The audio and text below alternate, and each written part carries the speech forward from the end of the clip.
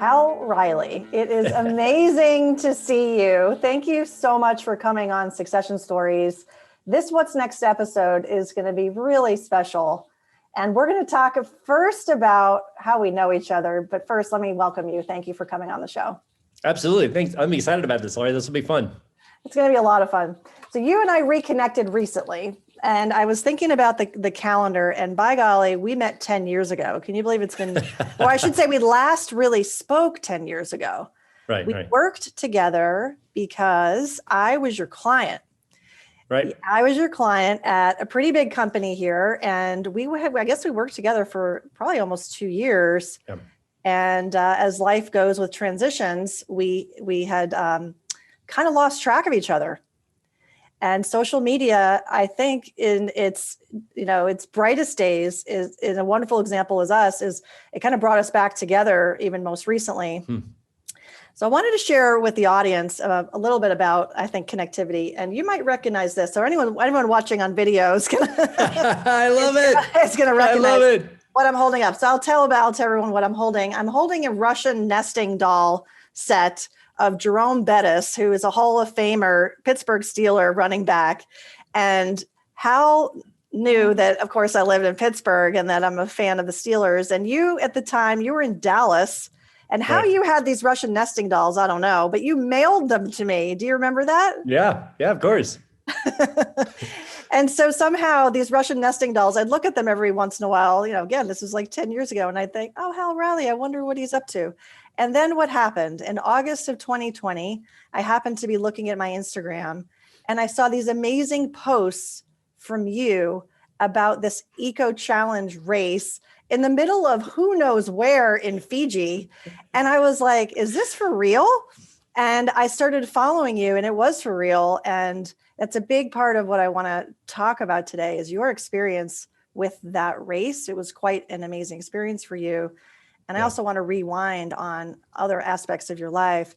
But I think, and you and I talked ahead of time, a big part of what I want to learn from you is your experiences with fear and how you learn to overcome fear, not only through your experience with the Eco Challenge, but also with other things in your life. Sure. Yeah. So I know that's a lot. That's a heavy lift there. But we're going to dive into all of that. Can we edit out the 10-year part because maybe that ages us or something? It doesn't age us. I mean, come on, we're still in our 30s. So Right. Yeah, we got started early in life.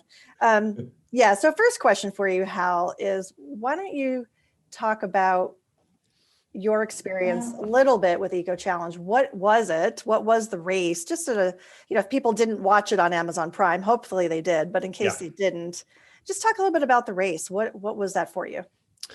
Yeah, the Eco Challenge is Amazon Prime's, it's a series for the world's toughest race. And they were not lying when they named it that. It was real. Eco Challenge, a few people may remember, was on Discovery Channel and a couple of other networks way back in the day. There was a 17-year gap between when we did the race and the last one, which was also in Fiji. So it was good to have the race come back. It was really fun to be a part of. I got to be the captain of Team Unbroken, which I'm really proud of and really excited about. On that race, team was 2 wounded combat veterans and 2 civilians, one being myself. And there are in these long expedition length races, which I'll explain that in a moment, there are 4 race members and 1 support person. So our support person was a friend of mine who was also a civilian, and he was super stoked and excited to be on the team. And we just decided our team was kind of put together by my older sister, Gretchen. And Gretchen started the team really with this mission of having some wounded veterans and civilians working together. And that is a big challenge for just a lot of ordinary, regular veterans. When they come back home, their world is very different. They are now in a civilian world. The rules are different, and so that's a a challenge that we wanted to highlight and be able to work together on this platform for the race and as a team. And then there was also the element of just disabilities on the team. Gretchen is deaf and has some traumatic brain injuries from being blown up in combat.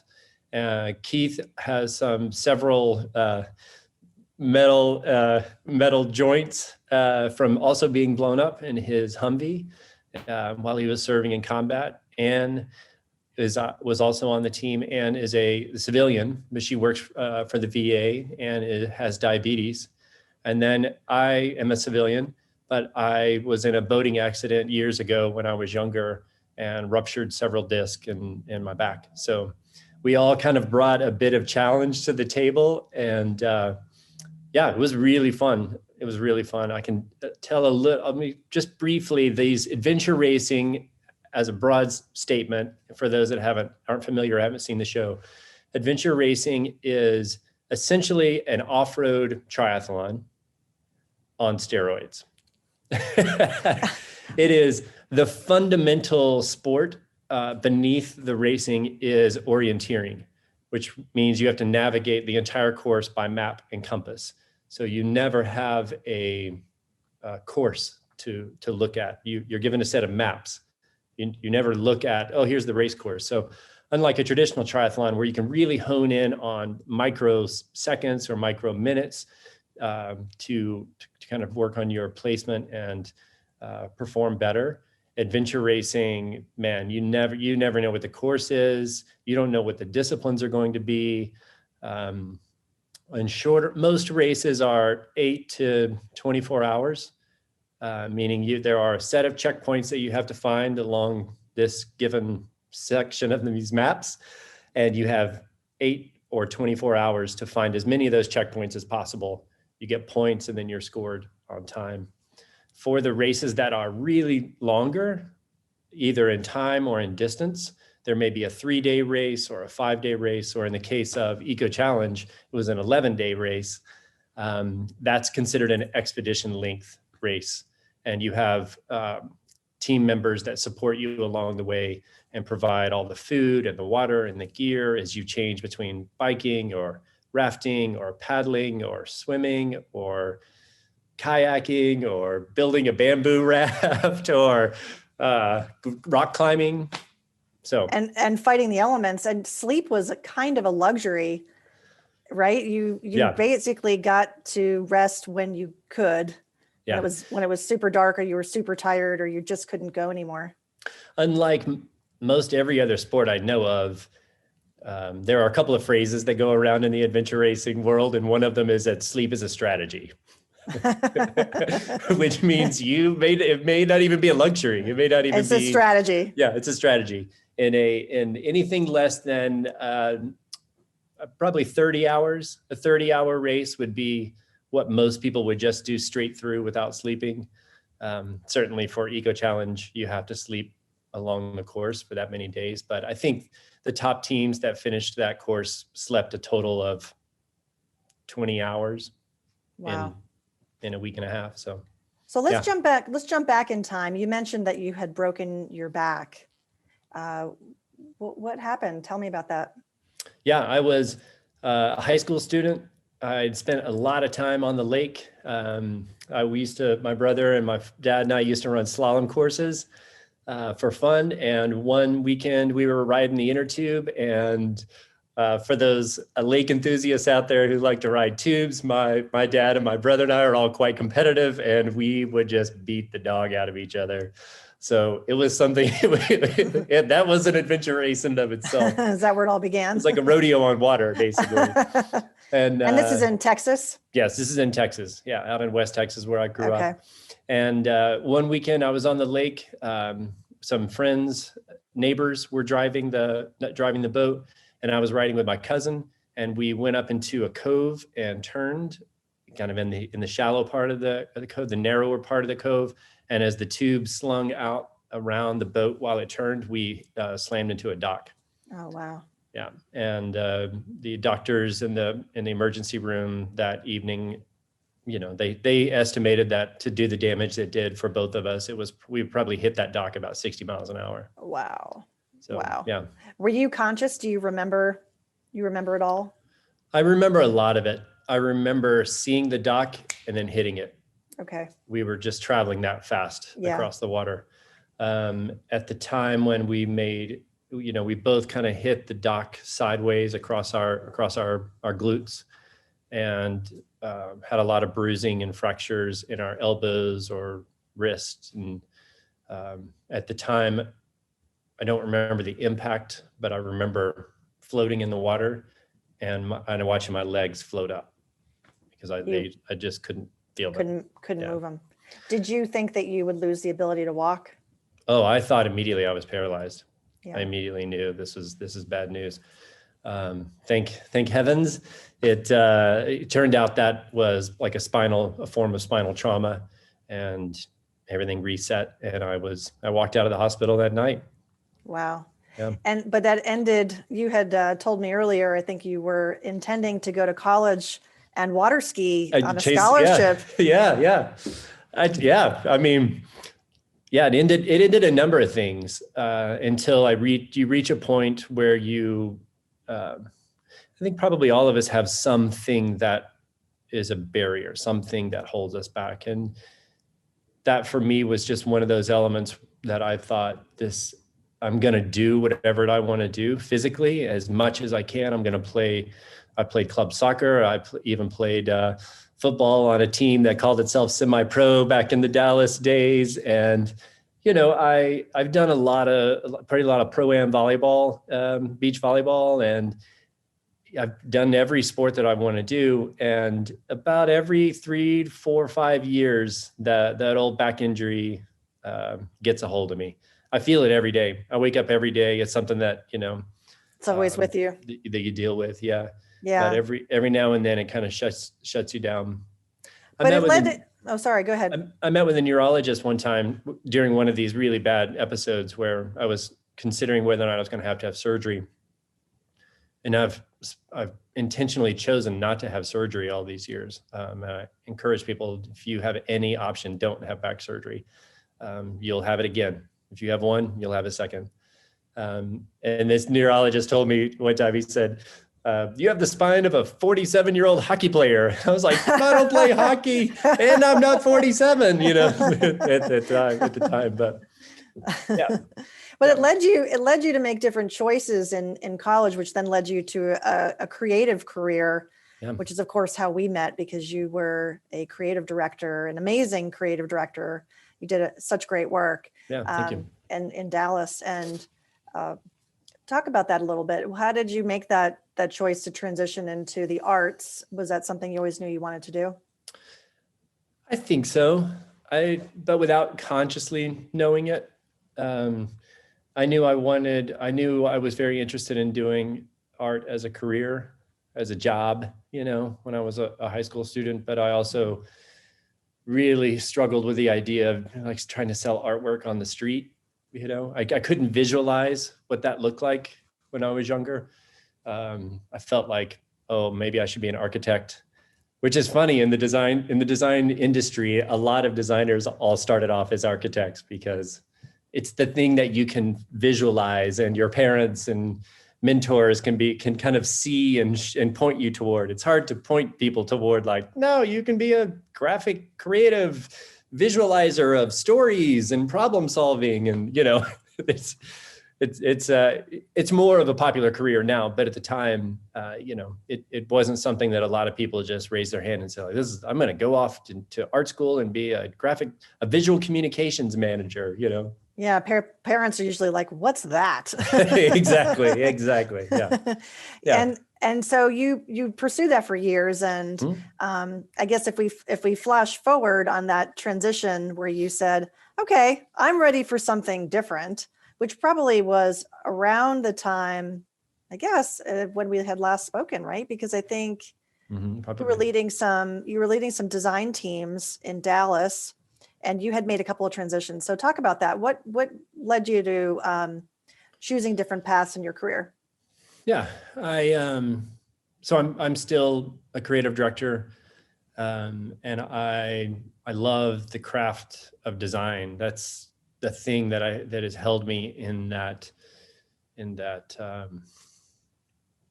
current, if you will, sort of moving, this thing that's moving always in my life. When I look back at the pictures and the things that I drew, my artwork from high school, they were ads, even though I didn't know it. You know, that was a picture of a cool car on a beach with a volleyball net and then a headline. You know, I didn't know what I was just drawing cool letters. I didn't put together that this is what an ad is. You know, it's an interesting image with a headline that draws you in and tries to create some sort of actionable behavior from it, you know.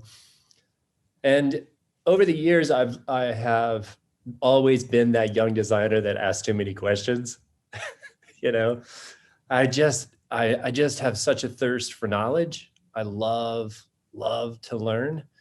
I love to see the layers and the connections between things. I'm constantly finding metaphors and lessons learned from this aspect of life to that aspect of life. Sometimes I feel like there are panes of glass, you know, that you can, from one layer, you can look at them and see that they're separate. You know, adventure racing is separate from design, is separate from a business career, is separate from a personal life. But in other layers, those things all overlap and the colors change depending on the way you look through these different experiences. And so I've gone from being, you know, a young designer early in my career that asked too many questions because I want to know what was on the other side of that creative brief, other side of that challenge. What's the business need behind this? Why are they asking us to create these postcards or this website? Why, when they say they want a logo, why do they want a logo?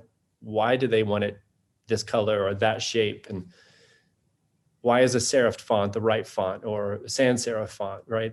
I just was always into these questions because I was really trying to use my design skills to solve the problem at hand. Right. And over the course of my career, I just learned, wow, there's a lot of young designers as I got older and took on more management roles, management for the team or management for a studio or a group or management for large clients. Even agencies themselves, I just learned that a lot of times creatives are a bit of an anomaly sometimes. They're hard people to manage, creative people. Because they're pretty independent minded, right? They have a vision for something they want to go do.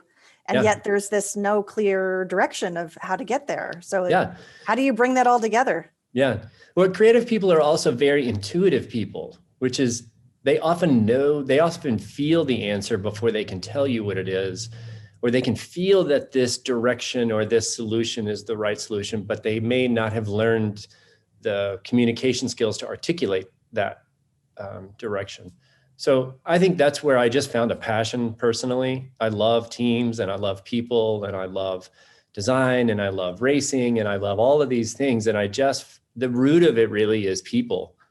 And I think that's where I just found a place to say, okay, yeah, I'm like you 20 years ago in my career. But because I'm like you and I've learned these other things, I know how to be a better ambassador, both for the work and for the client and the customer who's looking for this piece. But I also know how to be an ambassador for the designer themselves and help them get to the right solution and help this kind of, but I want the logo bigger, you know, the age old joke. I want the logo bigger, but why, you know? So I've just learned to kind of find value in both points of view and learn to speak both languages, if you will. So you're navigating, at this point in your career, you're navigating different opportunities. You, at some point, decided to I think it's when did you start racing? Was that when you moved out of Texas or was it before that? Oh my gosh, adventure racing. This is crazy to say, but the world's toughest race was my first one. So what? That was our very first. None of us on Team Unbroken had ever done an adventure race before. We didn't even know it existed. We were just like, so look at this cool thing. Let's sign up for the world's toughest race. This will be fun. Okay, so you got to level set me here. So how did you go from, hey, I'm in Texas, Yeah. I've never done this before, to, hey, let's sign up for this race and here's how we get on, here's how we even get approved for it. How did that even come together? Yeah. I was in Texas. I had moved from Dallas where we met and we worked together at a couple of places.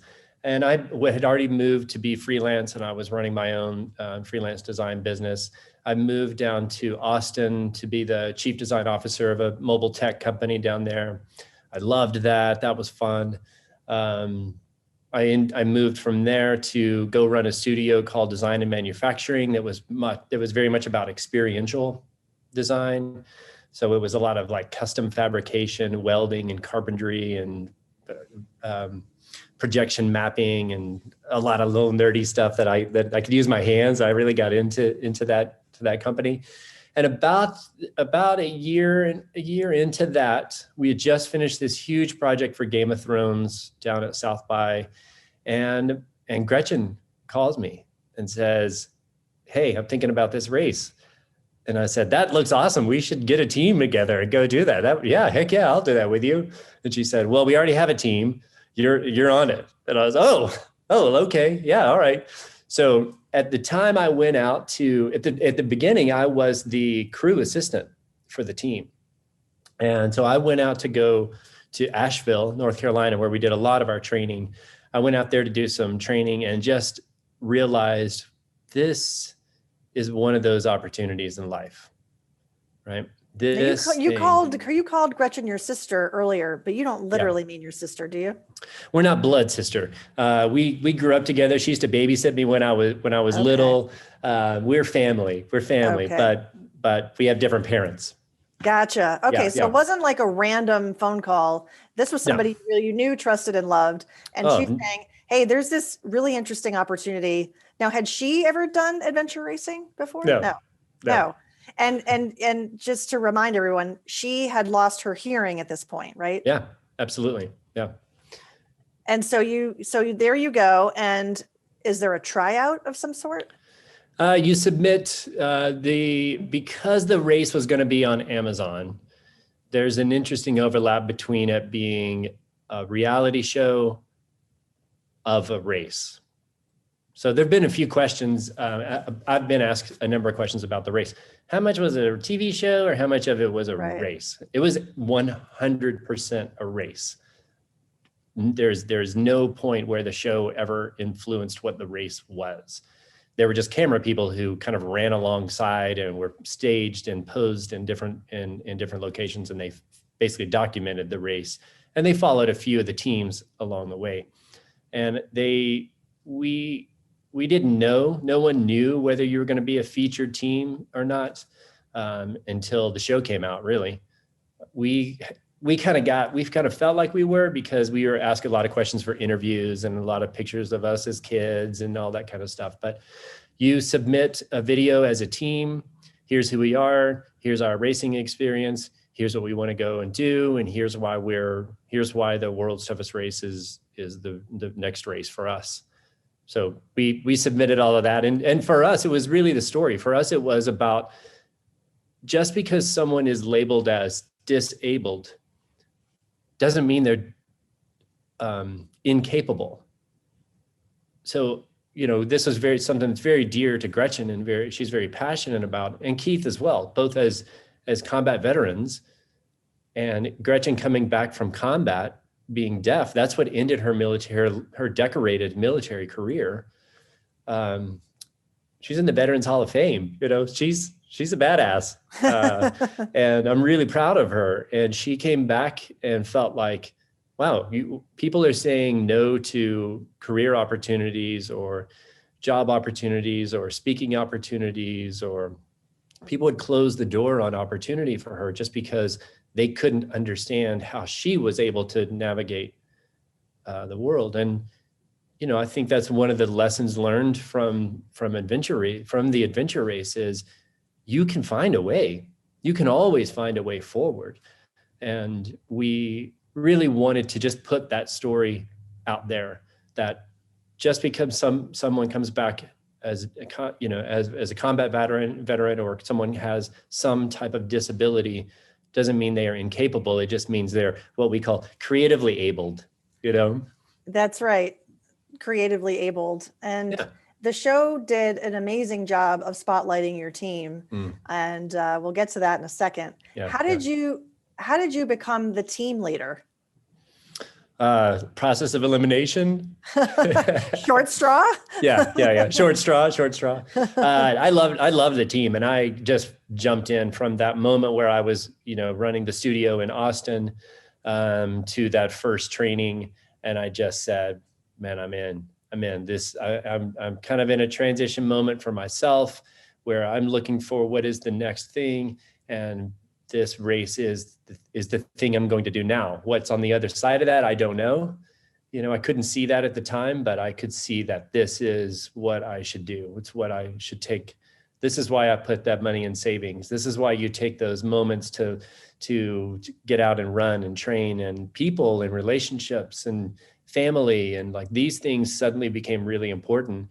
It's odd to say this now post pandemic, but those things in 2019, when we were really training, we spent 9 months together. So Full time? I left Austin. I packed up and moved and put a bunch of stuff in storage and put a bunch of stuff in my Jeep. And I drove out to Asheville, North Carolina and lived with Gretchen and her husband, Robert. Lived in the guest room and all of our gear packed up at the garage. And we just trained full time. That was all we did. We would get up and train. I learned more about productivity living with a couple of military veterans. We got more accomplished before 9 a.m. than most people do in an entire day. That is crazy. And what about the other teammates? Were they with you too? Keith lived in Nebraska, and Ann lived in Asheville as well. So there were 3 of us in Asheville, and Cale lived in Texas at the time. So they were training separately, but you all, did you have, were you directing at that point to say, okay, everyone, here's the regimen for this week. Here's what we need to be doing? Not really. I mean, somewhat, but not really. Everyone trained individually on their own personal fitness. Can I run X number of miles? Can I ride a bike for a certain number of miles? Can I swim? Can I paddle? Everyone was already athletes, and they were already in shape enough. We felt like we were in shape enough to be able to do a race like this, or at least give it a good go. What we really spent a lot of our time training on was doing it together, because we realized pretty early on that this is going to take all of us, trying to climb up, use ascenders, which is a tool that none of us had used before in climbing, or trying to rappel down a cliff with a deaf person on your team. That's a different type of challenge. You're learning how to tie knots, and you look over the person next to you and they're doing it, right or wrong, or they're having some trouble. And you have to we had to learn our own ways to communicate. And we learned a lot of that by doing it. When we were mountain biking and we were out on the trails and we were learning different techniques and technical techniques for mountain biking, and some local guy was just buzzing on the trail. That's fine. If I can hear him coming. Right. So I could move out of the way. Gretchen couldn't hear him coming. So we had to learn how to communicate with her about like, hey, watch out for that guy. Because that guy didn't know. He's going too fast. He doesn't stop. So we learned what we really trained on was, how do we communicate as a team? Who's the strongest person at rafting? Who's the strongest person at navigation? Who's the strongest runner? Who's the strongest navigator? We just sort of had different things that we tried, and then kind of picked the strongest person, the person who had the most experience, the person that the team was kind of most comfortable with. And then we just said, like, you're the leader of that discipline. And it was really, I think part of one of your questions was about me. How did I get to be the captain? Gretchen asked me to be the captain. And I was really, I'm gonna get emotional thinking about it. I was really honored. I was really, really honored to be the captain of that team. Yeah. And for anyone that hasn't watched this on Amazon Prime, it is still available, right? You can watch the race.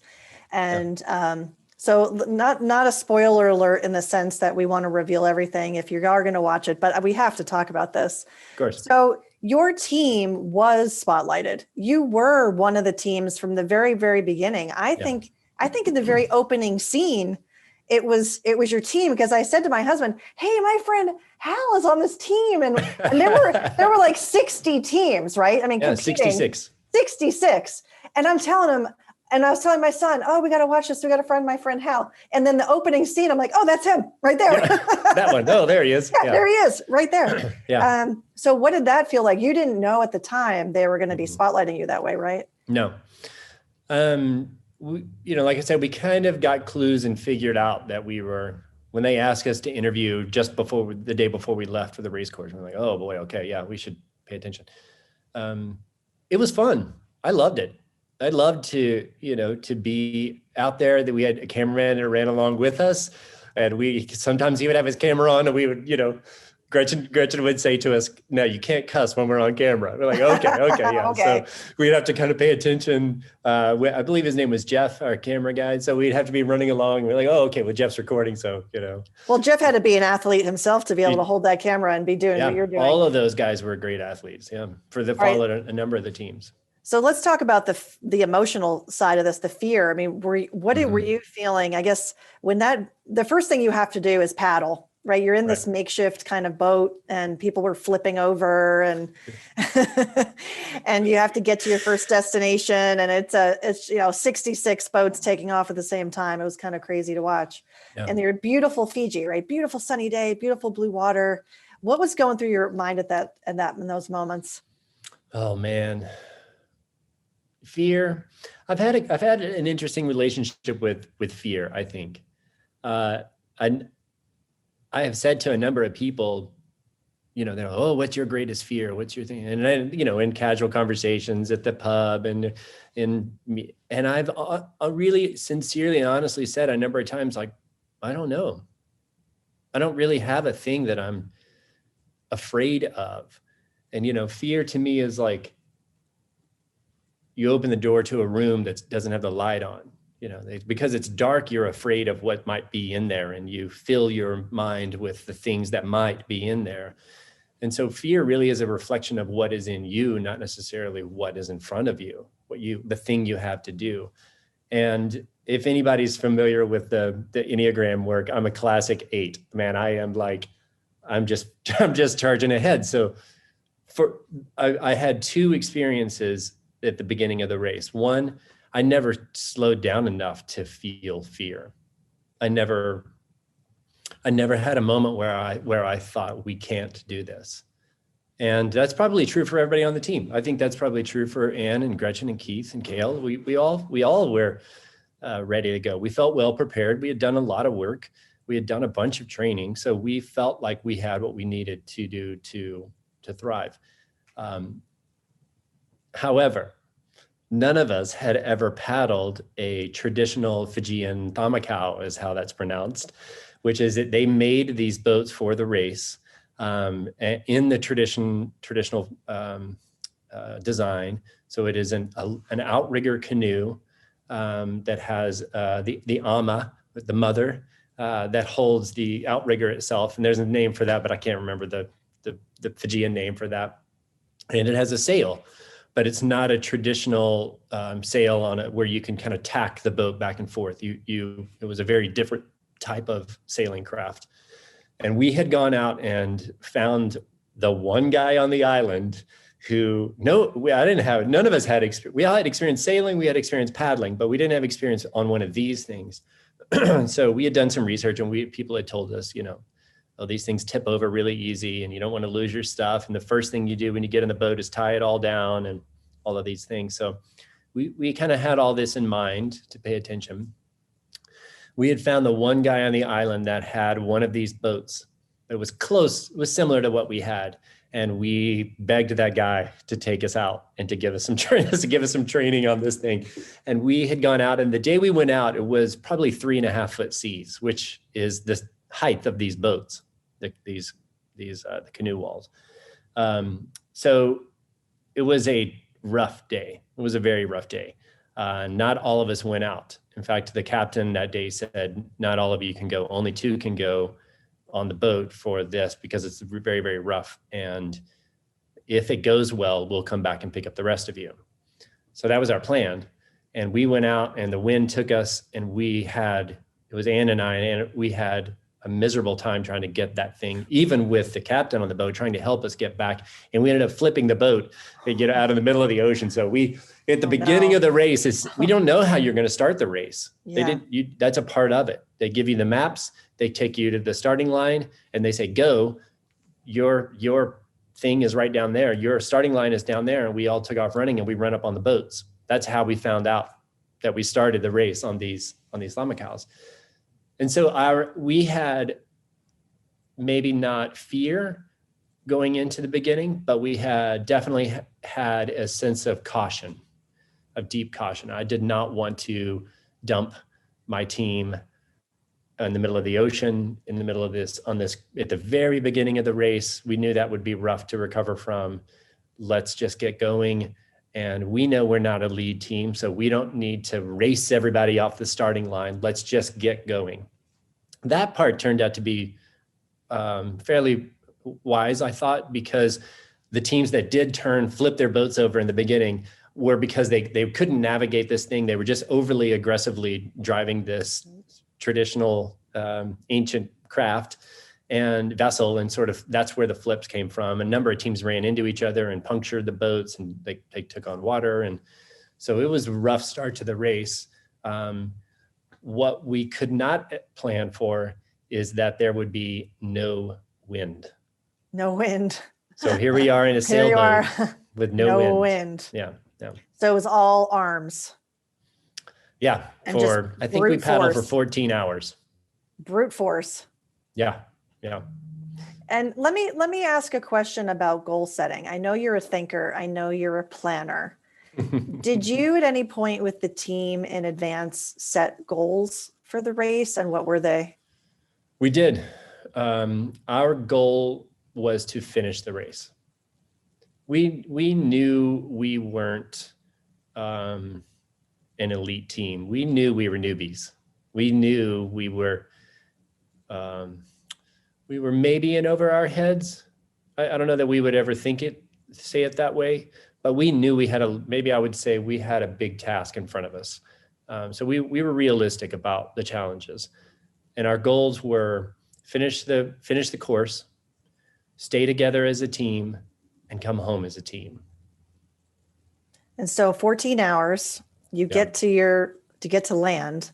And if I remember, it was dark. Is that right? Oh, yeah. And what time of night was it? When we got to that island, I think it was about 9:30 or so. And were you just exhausted? Oh, we were, absolutely exhausted. We had energy, but your body is exhausted, emotionally and spiritually. We had energy. We were singing as we were singing a little, cadence army songs along while we paddled along. We were just pooped by the time we got there. And I think that was certainly not unexpected. When we got to that island, we weren't up into the middle of the pack where we wanted to be. And I think that was sort of the first moment of like, okay, now the race is on. How did you know where you were? Did they tell you, hey, of the 66 teams, your number, whatever it was? No, we were just judging by the yellow sails we could see on that perfectly flat ocean.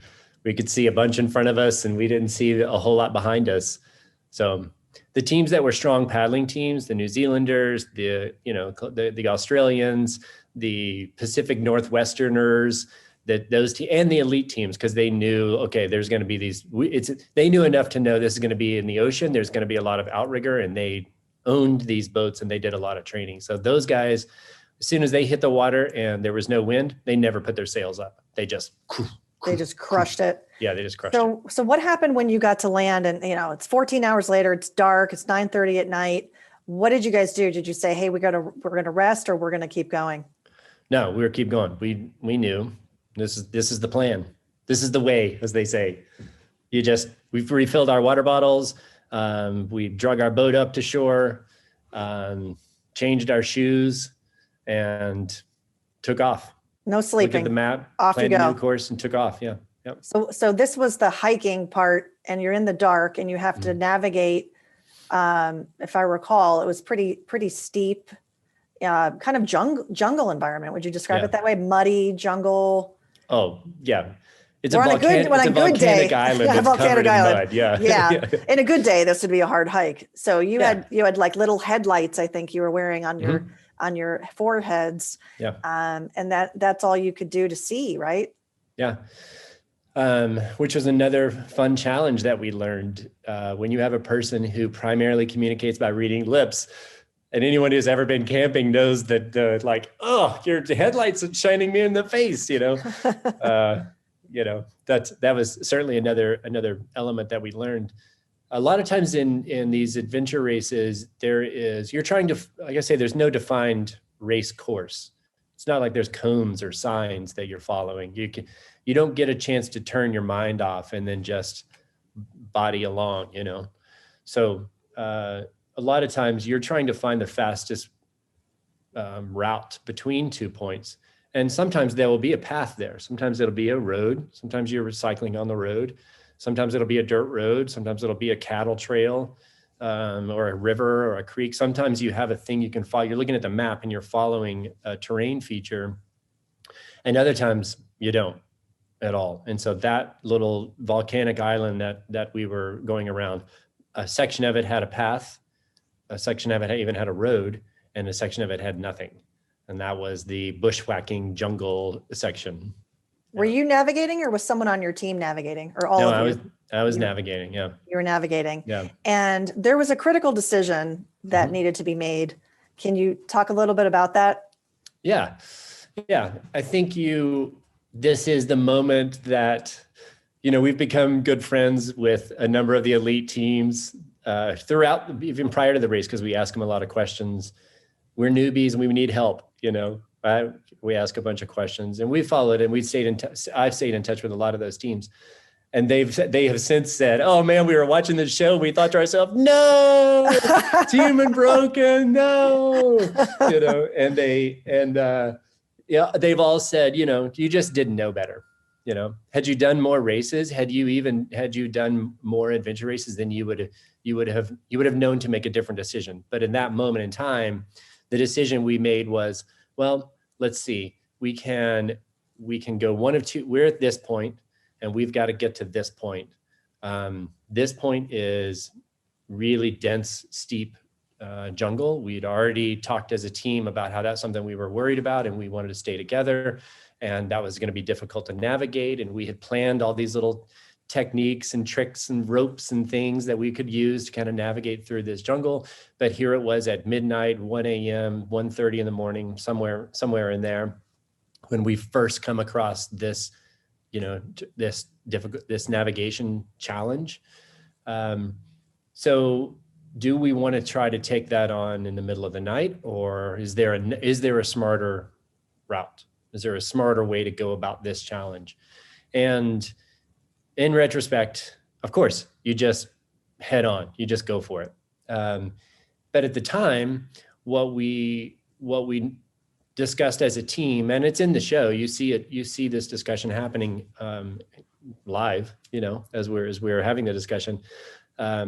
We have two routes. We can go this way, which is through the jungle now, and then on out of the jungle, continue on that difficult path and come back to the checkpoint, back to our boat where we were going to paddle some more. Or we can go the other way around, which is maybe 2 kilometers longer. It wasn't a significantly longer distance around. And if we go that route, we're on a known path for 3/4 of the way. So we're on a road or on a clearly defined path. So we could run, we could move quicker if we go this way. So as the navigator, what I was kind of saying to the team is, we can go this way and bushwhack, follow this route, or how is everyone feeling? Do you feel like maybe that's a bad idea or a bad decision and we're worried about any of us getting injured? Or should we take this known path where we can move more quickly and make up the distance those 2 kilometers are nothing in a race, that is hundreds of kilometers long. And at the time, this is the tough one where I just fully own it. I just fully own the decision that ultimately may have taken us, there were a number of things that spoiler alert, we didn't win the world's toughest race. This is one of those moments, though. It is definitely a defining moment. It really is. It really is. And to watch it unfold, I could feel the decision was a big one, right? Yeah. And you really, as the team leader, and this is a business show, right? So why are we talking about this world's toughest race eco challenge on Succession Stories? There's so many lessons learned here, and so many things in our lives, day to day, or even our business lives. We have to make tough decisions, and what factors into those decisions? Sometimes we have incomplete information. Yep. Sometimes we have analysis paralysis. We have so much information, but we really just ultimately, it ends up being a head and a heart. And I think for you and the team, that's kind of where you were. You didn't want to put anyone at risk, right? And your goal, as you said earlier, was to finish the race. But at the same time, your goal was to make sure you came home with everybody. Yeah. And so is that what was weighing on you at this moment? Yeah, for sure. I didn't feel like, and this is probably an experience talking at the time, I didn't feel like going this extra 2 kilometers was going to be a deal breaker. I was worried about the team. I was worried about how, at the pace that we were moving, I was worried about everyone being exhausted and being dehydrated. And I was worried about our nutrition. And, it's hard to read that in your teammates in the dark. And when we chose to go the other way, we never chose to run. And so that was the moment where I realized, for me, that was the moment where I felt confirmed in my choice. Okay, we're on a road, but we as a team are not in a place that we could run and make up that distance.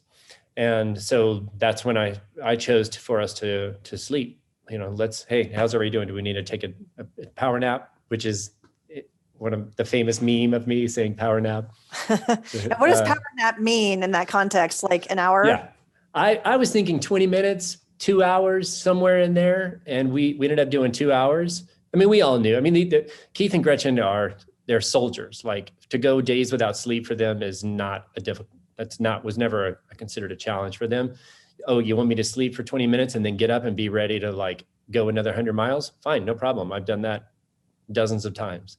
So we chose to sleep for 2 hours and then get up and continue our path, knowing that by the time we got to that rough part of the jungle, the sun would just be starting to come up and we could travel that section through the daylight. And, in retrospect, having a debrief with the team, this is one of the hard lessons that I learned as a leader.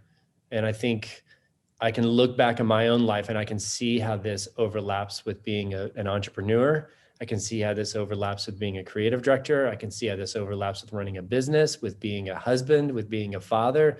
There are so many moments where I hear this same voice come to me, right? And I just had this very visceral, vivid moment that's, in public television for everyone else to experience with me.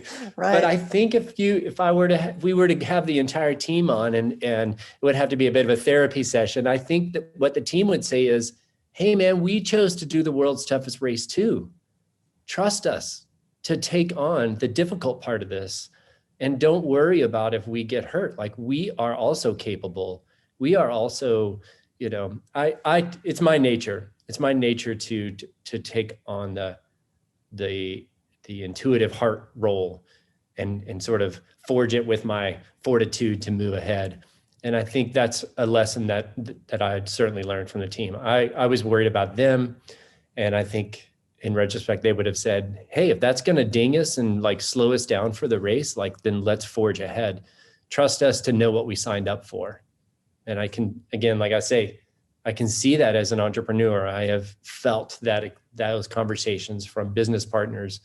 I have felt that from designers who are like, man, I got this. Like, this is what I do, trust me to be good at this thing. And even as a father, I can see these moments where I'm like, gosh, I really worry about, my son or my daughter taking on this challenge. And then I realize, my son's 14 years old and he's 6'1", like he's fine. He's fine. Oh yeah. He's not a little boy anymore. He's not a little boy. Yeah. Yeah. Well, if you were going to replay that decision-making, I mean, we all as leaders, I remember times when I was a CEO, we had to make some really tough decisions, kind of go, no go decisions. And I was in a situation once where I literally said to the room, I designated someone as the 10th man. I had heard about that technique from Israeli Mossad, that they designate someone to take the different opinion on purpose, whether they really truly believe it or not, but that's their job in that meeting or at that moment, to offer this, some people say the devil's advocate, but that's another way to think about it is the differing opinion. Why? Because you want to really make sure you're hearing all the different points of view. Now, I may not know all the conversations because television wasn't showing everything. Right. Now, and I know you, right, personally, and so I know the kind of leader you are, and what a big decision this was. But was it all on your shoulders, or were people weighing in to say, no, we want to keep going? And then you said, like, what was that dynamic like? Did you have a 10th man in the room? You know what I mean? There was not a 10th man. It may have been because there were only 4 of us, I also think this is just a part of the challenge of these races. You're sleep deprived, you're exhausted, you're kind of beyond your wits already. Everyone is on the team. And so, what you see is what happened on the show, where I am looking at the map and I explained these 2 options, and everyone on the team sort of looks at me, and so there's that moment of like, well, okay, that's my answer as a leader, as an 8, as a like forge ahead person, like, okay, well, and maybe I didn't pause long enough for everyone to go like, wait, what are you talking about? Are you talking about going backwards? Like maybe there was this, I can second guess those conversations that never happened. But yeah, I mean, I think that's also one of the things that we've talked about is that sometimes when you're not the person who's quote in charge, it is your role to be this 10th man. It is your role to raise your hand and say, I have a strong opinion about this direction or this decision that needs to be made, even when it's not your decision to make.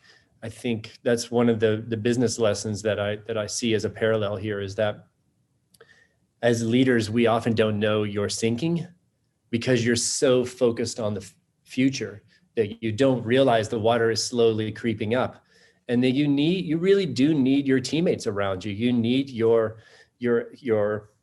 partners to say, hey, hold on a minute. We need to solve this problem, and then we'll get to that big problem. It takes both of you. You got to both be in connection with one another. And that's true in, I don't know, every aspect of life. And there really is true. It is. Yeah. So the next part of the show got even harder. Yeah. Because now at this point, you've slept a little bit, and now you wake up and you're realizing, and because we should explain probably to everybody, there's a time clock where you have to make it to the checkpoint by a certain time, right? That's how the race works. And so if you don't make it to the checkpoint, you're out. Yeah.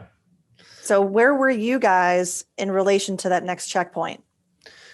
We were still on the island and not the main island, where most of the race was on the main island. They started us by paddling us out to the small island and then back to the mainland. We collected the ocean medallion. We paddled that morning. We paddled to the ocean medallion. The overnight was a tropical storm that came through and just flooded the mainland, put some other teams in actual life risk danger. They shut the race course down on the mainland. That was eventually communicated to us out on the island that the race course is shut down for safety. and that it'll resume the race. Everyone can continue to move at a certain time. And that changed a couple of times, trying to read the weather and keep teams as safe as possible. And I commend the eco team for doing that. It must have been an impossibly difficult decision for them to stop the race. But it was the right decision to make. They definitely took care of the racers in that moment. So we got up, once the race started, we got on our boat, we went for the ocean medallion. We were, paddling our hearts out to get back to the mainland. We looked at the clock for ourselves, and we calculated, okay, we've got 14 hours. I think we had 15 hours when we first started the conversation. We have 15 hours to get to the checkpoint. And again, you don't know what's next. Our maps only got us back to the mainland. The first you never get a set of maps to cover the entire thing. Another great metaphor for life and business. That's true. Right? That's right. If you had a map to cover the whole thing, it would be a whole lot easier. So you get a set of maps to get you through for the first stage, the first round of funding. And then you end up on the mainland, and we had kind of calculated, okay, we have 15 hours, and we felt okay about that. We felt this is going to be tough, but we got this. The wind picked back up that next morning. It was a beautiful blue sky. We got to use our sail. We were just buzzing across there. We got to the mainland to pick up our next set of maps, and the race director flew in on chopper to tell us your race is over. And I said to Kevin Hodder, was the director of the race, and I said to Kevin, but we still have 14 hours or whatever was left at that time. And he said, you won't make it. And I was like, but we could try. And he just put his arm around me and said, you won't make it. And we learned later that the next leg was a paddleboarding leg up a river. So against the current. And that would have taken, there were teams that did that section of the race in 11 hours, just that paddleboarding section upriver. Yeah. And then after that was a mountain bike leg that took you to the first transition area where the time cutoff was. And Kevin himself told us it took him nearly 7 hours to do that mountain bike section. So mathematically speaking, we didn't know it, but we were out of the race long before we hit that point. Yeah. What did the team say when Kevin came and said that news? What did you feel? What did everybody feel at that time? Oh, devastated. Yeah. Just devastated. We had a lot of fight left in us. Yeah. To go through challenges like that are hard. They are hard. But from my point of view, that's nothing compared to the challenges that Gretchen and Keith had been through in their lives before. And so we all knew how to draw more energy from ourselves and move forward. And that's what we had done. And that's what we were ready to move on. And then to sort of have it removed from you is just, it's devastating. And we certainly felt a lot of family and camaraderie as a team. But yeah, it's definitely hard. Then all the human emotions set in, right? You kind of go through all the stages of grief. Were people angry at you? Did you feel that they were blaming you for anything? Not at the time. I don't think people at the time, nobody was angry at me. I think later on, I think it's only natural that I was angry, right? I was angry and frustrated. And I think it's natural that the people on the team kind of struggled, and we're angry that we didn't get as far as we did. And maybe they're frustrated that I didn't make the right decision here, or that we as a team didn't make the right decision there, or you can go back and second guess all the things. And that's part of the fun of it. And in my opinion, that's a part of it, is like, that's why you do. Now I'm hooked on adventure racing. And I've done 4 or 5 races since then. I've placed and won a few trophies on a couple of them. I'm hooked in adventure racing now. Yeah. So at the time it was so many unknowns and just first time in an incredible way that the team had come together. And then here you are, and you didn't get to accomplish it, but yet it gave you so much more. It gave you some different perspectives you never would have had otherwise that you've taken with you, obviously in racing, and how it when call it back to the civilian life. I don't know if that's the right way to say it, but after the race, after this kind of, I don't know if it's fame or people recognize you from the show, and here you are back in your everyday world, back in the business, being creative. What do you take with you from the race in your everyday life? A lot of things, a whole lot of things. We might have to do a whole second episode. Yeah, I think there are. I'll give you a couple. One of the things that I have worked on and had some professional help along the way is learning how to debrief my own choices, right, and look back at my own actions, and to be.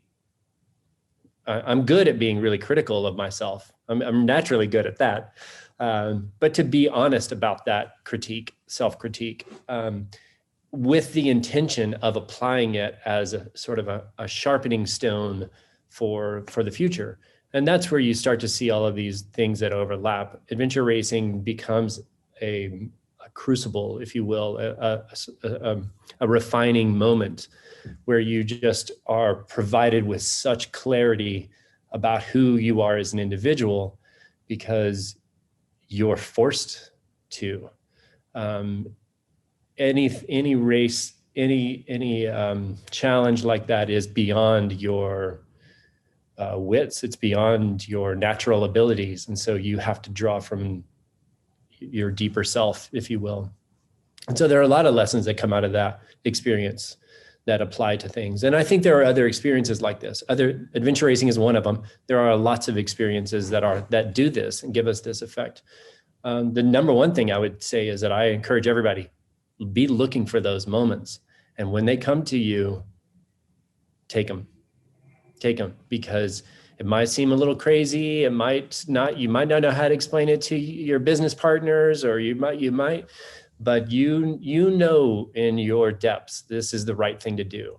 Do it. You'll always be grateful that you took it, even if you didn't win, right? I think another one is that this idea of a disability was kind of brought into, my mother was brought into a new light. My mom was a speech pathologist and a director of special education. So I've spent a lot of my life around people with disabilities. And being a creative person, I probably have a number of my own disabilities. But I think this experience with Gretchen and Keith certainly brought a new light to it for me.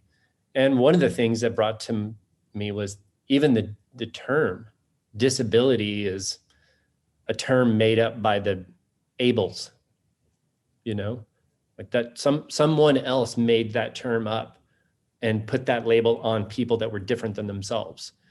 And it's unfortunate because it's not a disability.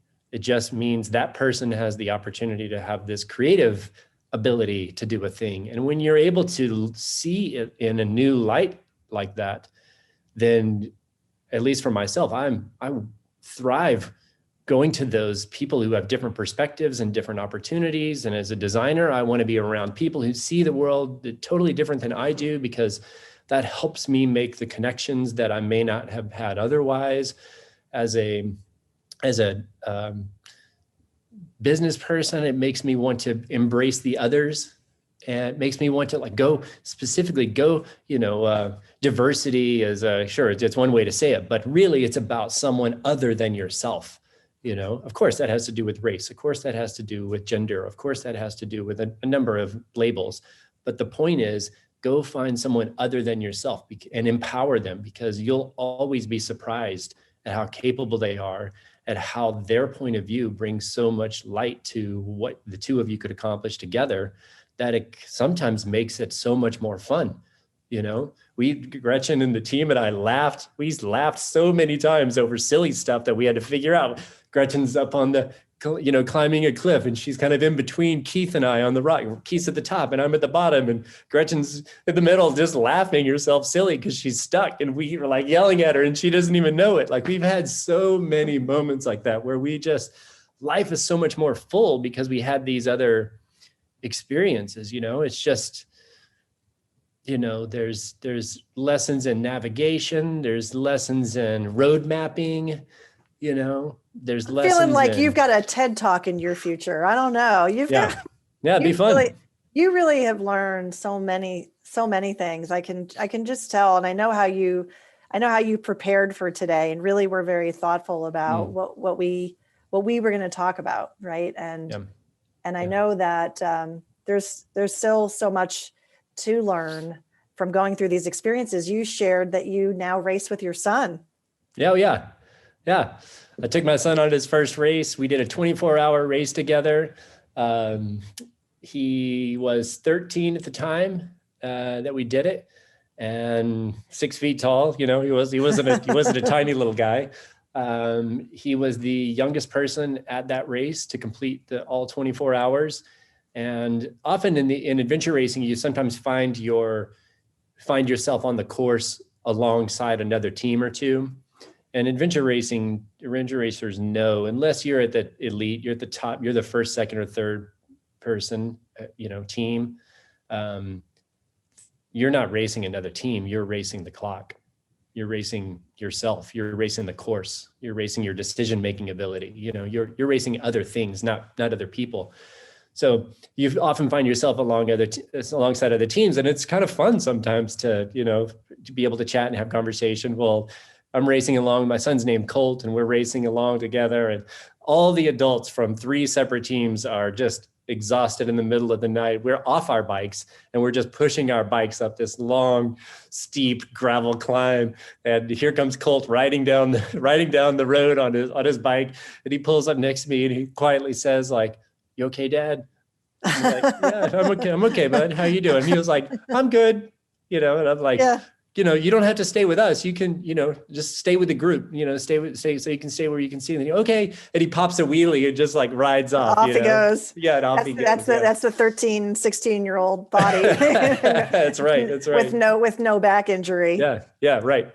Yeah. He loves it. He's really excited about, like learning all the different pieces of it, the different skills from navigating and stuff.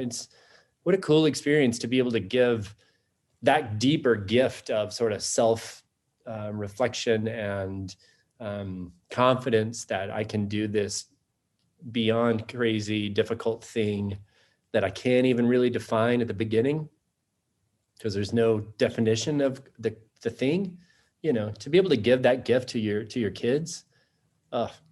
It's amazing. Awesome. That's amazing. It's fun. And I'm super impressed with that challenge that you took on to say, hey, I'm going to do this. I'm going to train for it. I'm going to dedicate 9+ months, train, work with a team, go to Fiji, try to figure this out. And, and even just the takeaways and the lessons learned, I can tell it'll always be with you. You'll always keep learning from it. And now you're kind of applying it to what's next in your life. And the fear that we talked about early on, I mean, I'm kind of a wimp, right? I can't say I'm afraid of heights, but it's not like I'm going to go jump out of an airplane, and just take on all this sort of physical risk. So when I see people doing it that are kind of like me, right? Like you are just like any one of us, right? You weren't this elite athlete. You sort of learned how to do it. And my husband has some tendencies where he'll do some crazy sports thing and he's like, let's just do it. So some people have that go just do it mentality, and how you apply that in life and business, in your physical challenges, I think is a good message and a good takeaway. I love to ask everyone who comes on the show if they have a favorite quote to share. And it's typically about entrepreneurship or leadership. And I have a suspicion that you have a few up your sleeve. Am I right? Yeah. And they're about all the things. Favorite quote. I'm going to give you two. I'm going to give you two favorite quotes that overlap all of these things we've talked about: family and business and design, and of course they're rooted in adventure racing.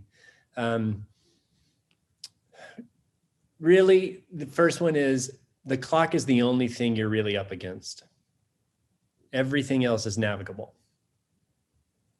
You know, lesson learned from just life. You know, you get older, you look back, boy, where did the time go? You know, where did this white beard come from? You know, man, kids are so tall. And you look back in businesses sometimes and think, oh my gosh, boy, it's been how many quarters?